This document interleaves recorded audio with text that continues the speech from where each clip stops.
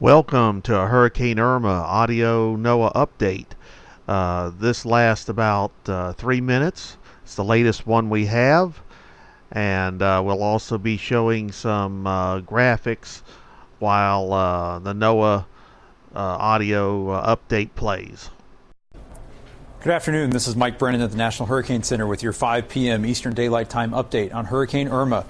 Irma's eye is now beginning to move away from the north coast of Cuba as it's now moving west-northwestward. It's currently centered about 115 miles to the southeast of Key West and moving west-northwest at 9 miles per hour. We're beginning to see Irma get better organized now that the circulation is moving away from the Cuban landmass. The Air Force, the Hurricane Hunter plane has reported the pressure has begun to fall. Maximum sustained winds right now are about 125 miles per hour, but we are expecting Irma to re-intensify as it moves northwestward across the Florida Straits and toward the Florida Keys and very close to or along the west coast of Florida on Sunday and Monday, bringing very dangerous major hurricane conditions and life-threatening storm surge to those areas.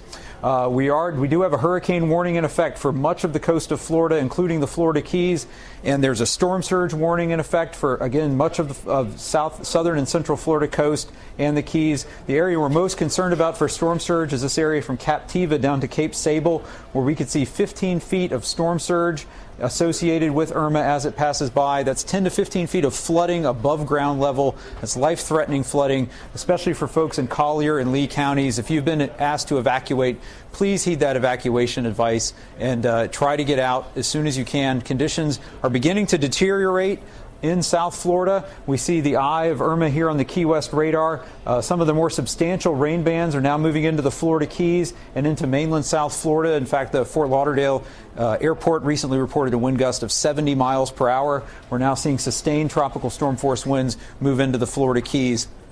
We're also very concerned about the Keys in terms of the fact that somewhere in the Keys is going to experience the direct hit from the core of major Hurricane Irma and 5 to 10 feet of storm surge inundation there. So a life-threatening situation overnight tonight and early tomorrow morning in the Florida Keys.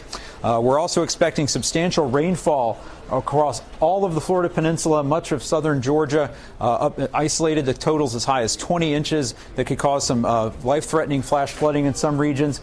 And we're also expecting Irma to bring hazardous wind impacts to portions of North Florida, much of Georgia, eastern Alabama, and portions of South Carolina, where there are a variety of hurricane and tropical storm watches and warnings in effect. So please be prepared. If you're in South Florida and the Florida Keys, be in your place very soon where you're going to ride out the storm for the next 24 to 36 hours. And stay tuned. This is Mike Brennan at the National Hurricane Center with your latest update on Irma.